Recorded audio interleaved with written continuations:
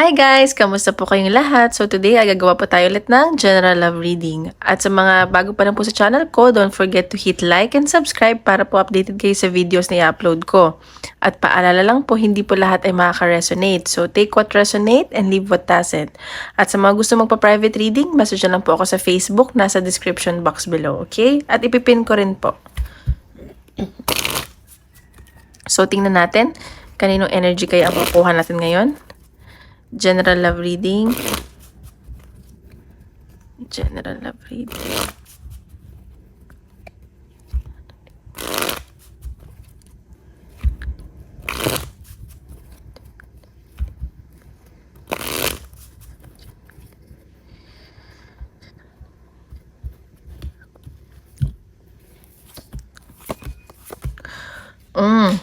Okay, sa nakikita ko, itong person mo, medyo pagod to ngayon or nag-overthink.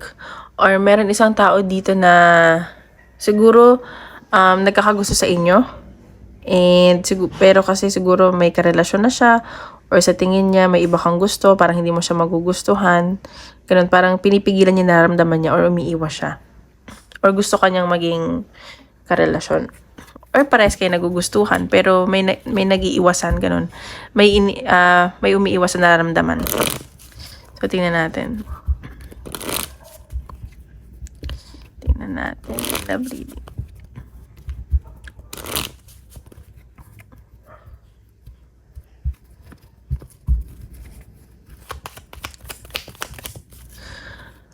Isa lang po, dalawa yung lumabas. Dalawa.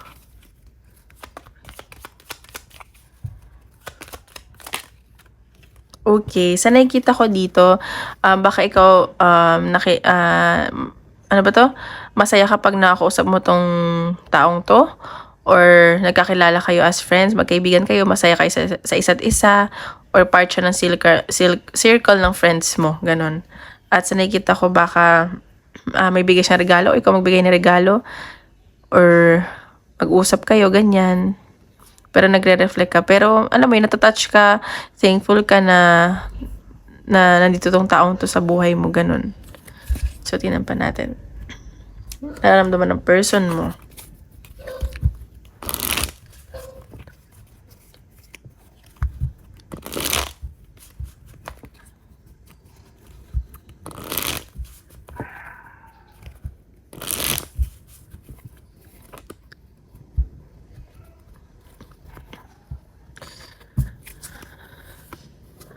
Okay, sa nakikita ko itong taong to, attracted to sa'yo.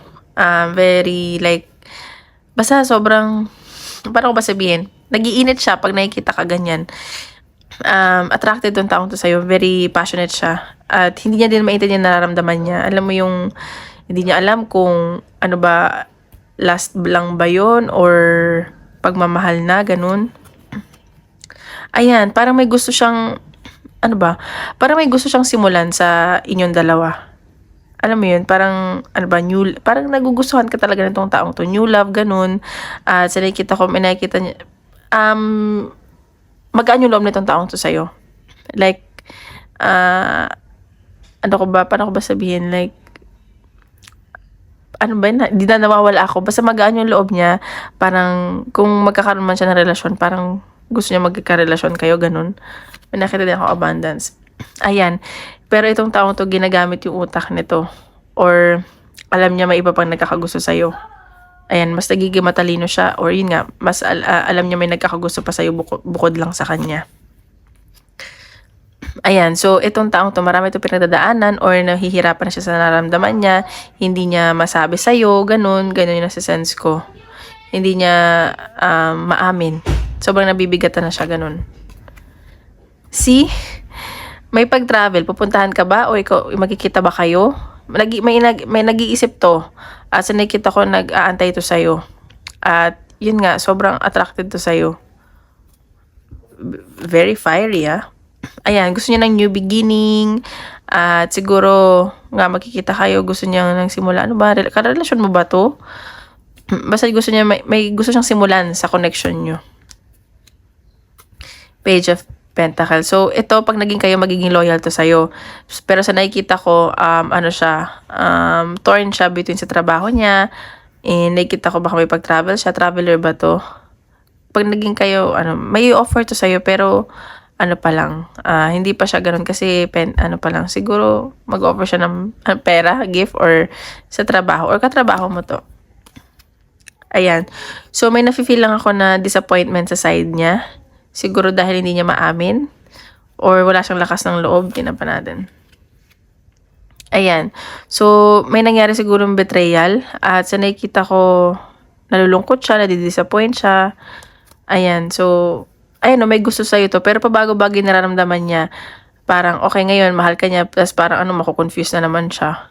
And nakikita ka nito as the Empress, so nakikita ka niya as motherhood, like perfect woman or man sa kanya. Ayan, nagiging patient lang to. At sa nakikita ko na nare-reminisce, or may pinagsamahan na ba kayo, or this is someone from the past.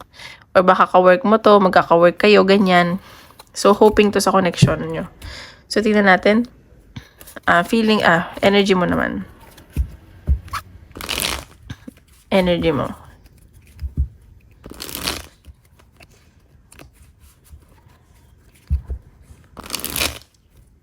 Oops.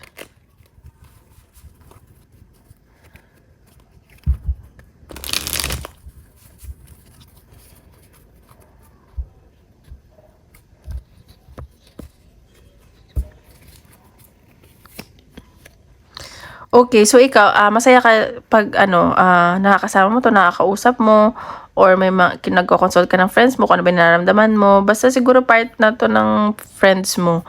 So nakikita ko masaya ka. And parang tuwing nakakausap mo siya, parang laging celebration, or may celebration na paparating sa inyo. Ayan, nahihirapan ka nakakaisip sa taong to. Di ka na makatulog, di mo alam kung anong gagawin mo, di mo alam kung anong intention niya sa'yo, ganyan. Ayan, so nakita ko, may pagbibigayan dito. So nakita ko, parang ikaw yung more like nag-e-effort or nagbibigay sa kanya, tapos siya tanggap lang ng tanggap. So, ka lang, laylo ka lang, ganun. Ayan, sa siguro minamanifest mo tong tao na to, or namamanifest ka niya. Kasi parang biglaan yung nangyari eh. Nakita ko na parang papunta na sa pagmamahal yung nararamdaman mo. Like, nagkakaroon ka na ng feelings. Ganun. Ayan. Bakit pares ka ng energy? Siguro, natatakot na kayo baka may ending na mangyari sa inyo, or na-betray na kayo ng mga past relationship nyo, or may nangyaring ending sa inyo, at natatakot na kayo na mangyari ulit yun. Ayan, King of, oh my God, parehas kayo ng energy. So, passionate at attracted kayo sa isa't isa. Ayun lang yung masasabi ko. Pero parang walang gumagawa ng kilos dito. 10 of Cups. So, may nakikita akong reunion. Baka magkita kayo. And nakikita ko na magiging masaya kayo. Like, 10 of Cups. Full of joy, full of love, and punong-puno ng emosyon. Ayan, 4 of Swords. Pero ikaw sa nakikita ko, magre-relax ka lang. Chill ka lang. Hindi kayong G. Ayan, 2 of Pentacles. So, wini-weigh mo pa rin naman to. May mga pinag-iisipan ka kasi kailangan mo gumawa ng desisyon. Hindi basta-basta. So, you're creating your own boundaries. King of Swords din. So, parehas ka na energy. So, or baka marami nagkakagusto sa'yo. Or 3 lalaki o babae yung involved sa'yo. So, yun nakikita ko. Tingnan natin. Sabihin ni Universe.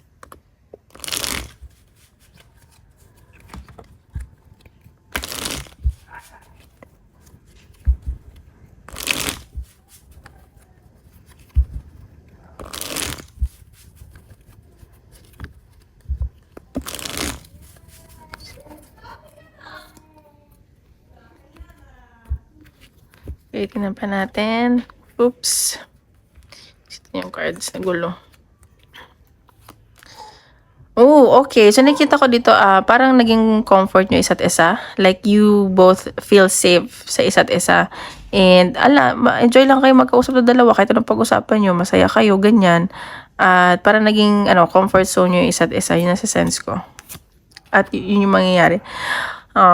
May natatouch ako. Bakit? Alam mo, ang saya ng energy ko. Parang akong kinikilig. Gets nyo yun? So, fated meeting. So, meant to be na mag-meet kayo na mangyari to. Siguro, may past life connection kayo. Itong connection to, importante to sa inyo. Competition. So, ingat ka lang kasi baka mamaya involved sa iba tong, itong tawag dito, ka-connection mo. Pero ganun yung nakikita ko. So, baka may mag-take ng chance dito. Baka, ikaw yung mas piliin niya. Gambling. So, ayun, happiness. Ang tawag dito, masaya kayo sa isa't isa. Ayun, so tingnan pa natin.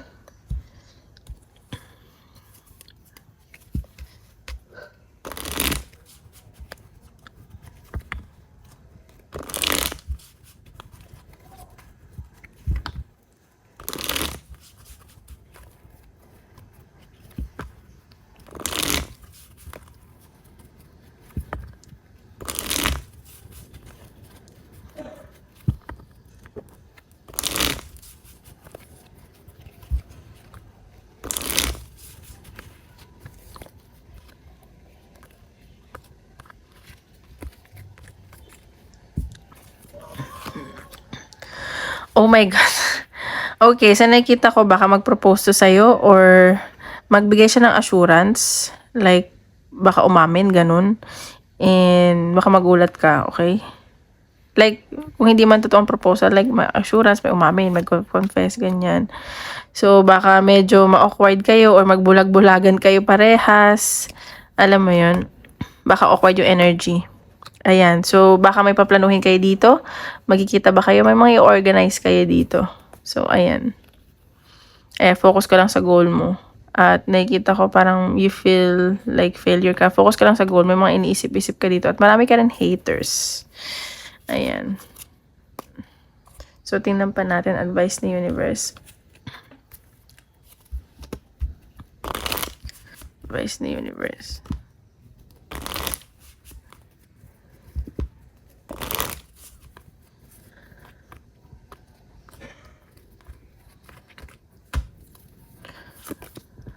Don't be afraid to sing. So, ayan, sinasabi dito na huwag kang matakot mag-voice out sa mga nararamdaman mo or mag-share sa mga kaibigan mo, ganyan. So, don't seek anyone's approval. So, do whatever you want.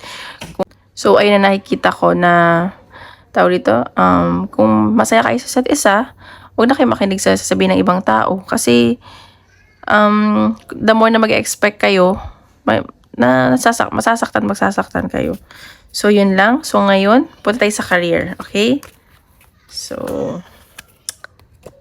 yan natin. Guys, kung hindi pa kayo nag-like at subscribe, don't forget to hit like and subscribe. Okay?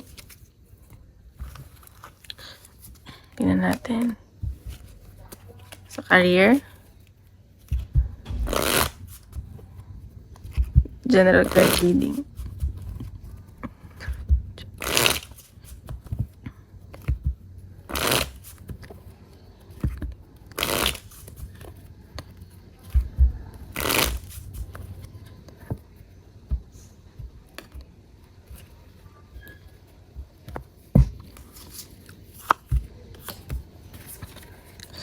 Ay! Okay, so nakikita ko dito, alright. So, nakikita ko dito, medyo na-stress ka, nagdadalawang isip ka. And, nakikita ko na, ano ba to, boss mo ba to? Nagdadalawang isip ka dahil sa boss mo. May pag-travel ako nakikita sa'yo. Sobrang na-stress ka. Tingnan natin. Sa career.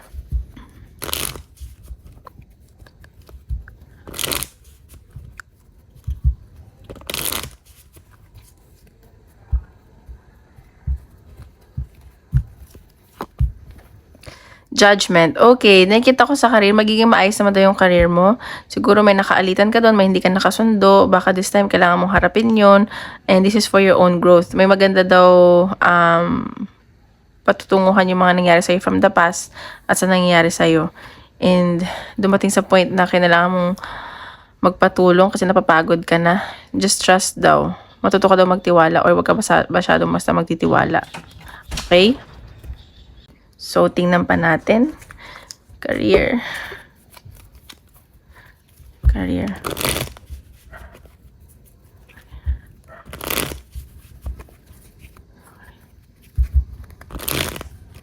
Oops.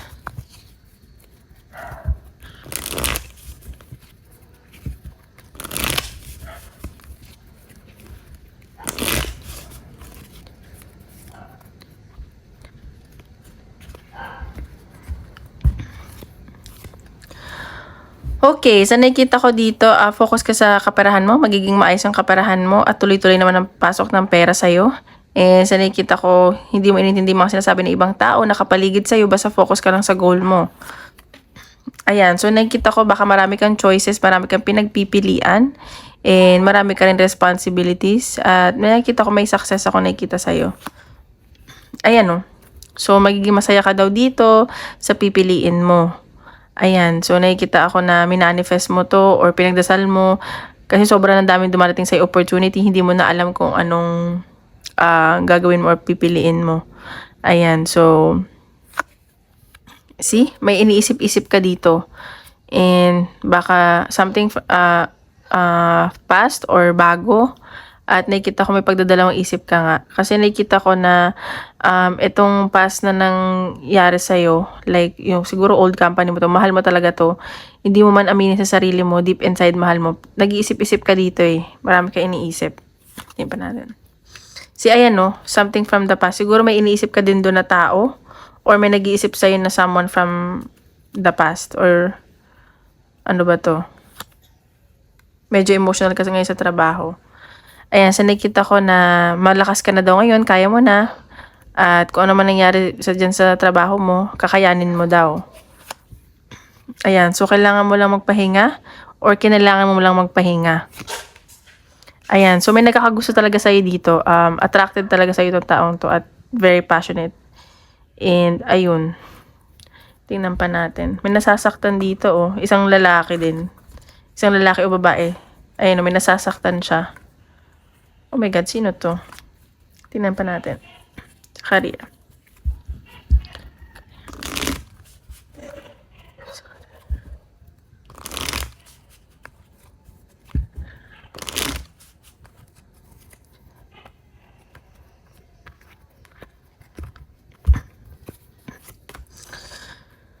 Ayan. Sa career mo baka may magkagusto nga sa'yo dyan at mag-propose sa'yo at bigyan ka ng assurance. Basta confirmation, mag-confess, ganun. Bakit ganun? Pares yung card kanina. Ayan, so baka ma-awkward ka o may ma-awkward kayong dalawa. So, ayan, natatakot ka kasi baka maloko ka na naman, ganun. So, ayan, baka pagod ka na din sa trabaho, ang dami mo nang iniisip. Ayan, mag-relax. May swerte pa parating sa'yo. May mga iisipin kang bagong strategy dito. Ayun, so tingnan natin, advice na universe.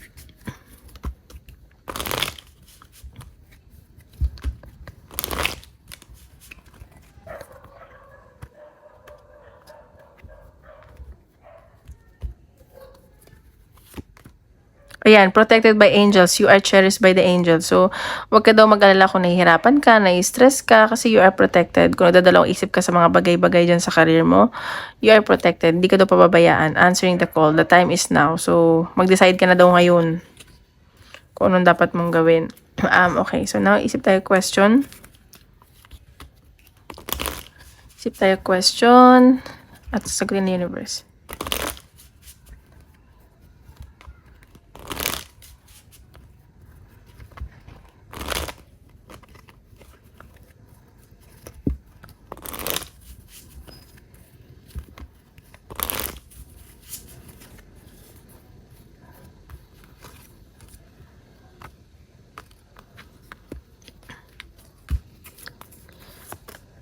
Look for a sign. So, mag-look up daw ng sign. Pero, wag ka na daw mag-alala. Ayan. So, not the right time. Ask your angels.